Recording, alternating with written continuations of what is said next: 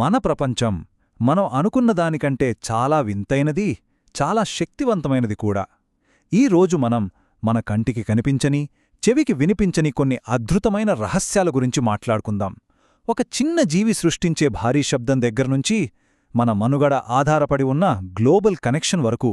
సరే, ముందుగా మన అంచనాల్ని పూర్తిగా తలకిందులు చేసే ఒక చిన్న జీవి గురించి తెలుసుకుందాం. దీని పేరు డానియోనెల్లా సెరెబ్రమ్. మన చేతిగోరు కంటే చిన్నగా ఉండే ఈ చేప ఏకంగా 147 డెసిబెల్ సౌండ్ చేస్తుంది. అంటే ఒక జెట్ ఇంజిన్ మన పక్కనుంచి వెళ్తే ఎంత సౌండ్ వస్తుందో అంత. అదెలా సాధ్యమంటారా?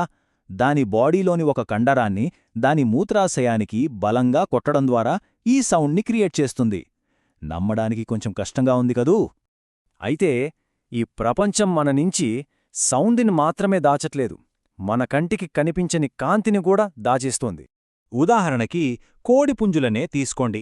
మనతో పోలిస్తే వాటికి ఒక రకమైన సూపర్ విజన్ ఉంటుందన్నమాట.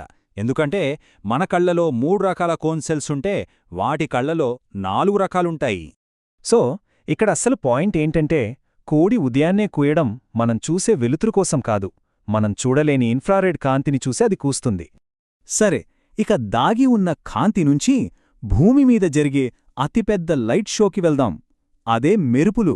ఇవి మామూలు మెరుపులు కాదండోయ్, రికార్డులు బద్దలు కొట్టే మెగాఫ్లాష్లు.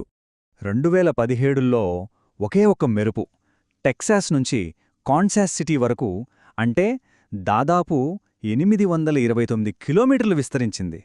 ఒక్కసారి ఊహించుకోండి ఎంత పెద్దదో. ఇంకా విచిత్రమేంటంటే 2020లో ఉరుగ్వేలో వచ్చిన ఒక మెరుపు ఏకంగా 17 సెకండ్లపాటు నిలిచి ఉంది.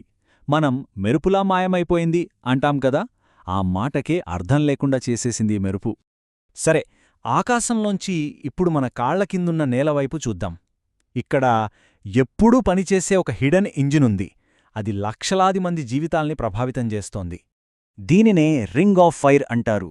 ఈ 40,000 కిలోమీటర్ల ప్రాంతం మన గ్రహం మీద అత్యంత యాక్టివ్ ఏరియా.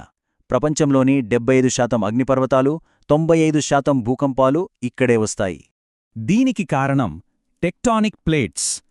ముఖ్యంగా ప్రపంచంలోనే అతిపెద్దదైన పసిఫిక్ ప్లేట్ మన గోరు ఎంత వేగంతో పెరుగుతుందో అంతే స్పీడ్తో కదులుతూ మిగతా ప్లేట్స్ని ఢీకొడుతుంది. ఆ ఘర్షణ వల్లే ఈ రింగ్ ఆఫ్ ఫైర్ అంత యాక్టివ్గా ఉంటుంది.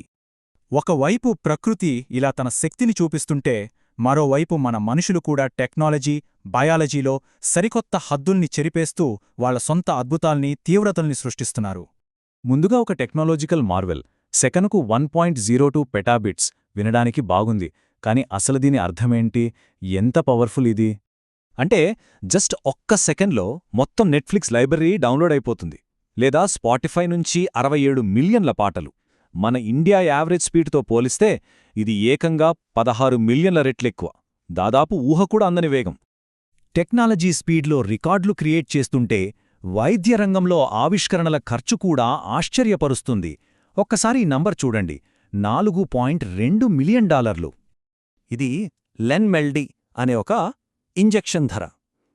ఇది 1 టైం జీన్ థెరపీ అన్నమాట.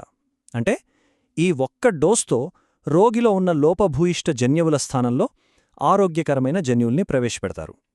ఒకప్పుడు చావు తప్పదు అనుకున్న జబ్బుకి ఇదొక శాశ్వత పరిష్కారం చూపిస్తుంది. చూశారుగా, ఒకవైపు ప్రాణాంతక జబ్బుల్నే నయం చేసేంత టెక్నాలజీ మన దగ్గర ఉంది. కానీ మనందరికీ అవసరమైన కనీస అవసరం అంటే ఆహారం విషయంలో మన పరిస్థితి ఏంటి? మనమెంత ఆధారపడి ఉన్నామో చూస్తే ఆశ్చర్యం కలుగుతుంది. నేచర్ ఫుడ్ అనే సంస్థ చేసిన ఒక స్టడీలో సరిగ్గా ఇదే ప్రశ్న వేశారు.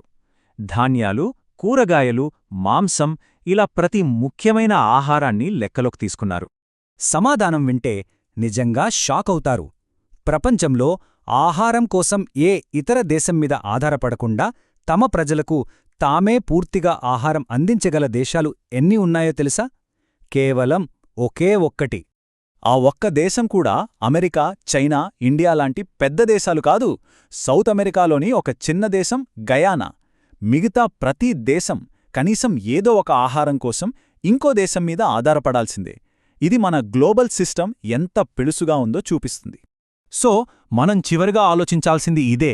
ప్రకృతిలో దాగి ఉన్న అపారమైన శక్తులు, మనిషి సృష్టిస్తున్న అద్భుతాలు, వీటన్నింటి మధ్యలో మన మనుగడ కోసం ఒకరిపై ఒకరం ఆధారపడటం. ఈ బ్యాలెన్స్ చూస్తుంటే మనం నిలబడ్డ పునాది నిజంగా ఎంత బలంగా ఉంది ఆలోచించాల్సిన విషయమే కదా.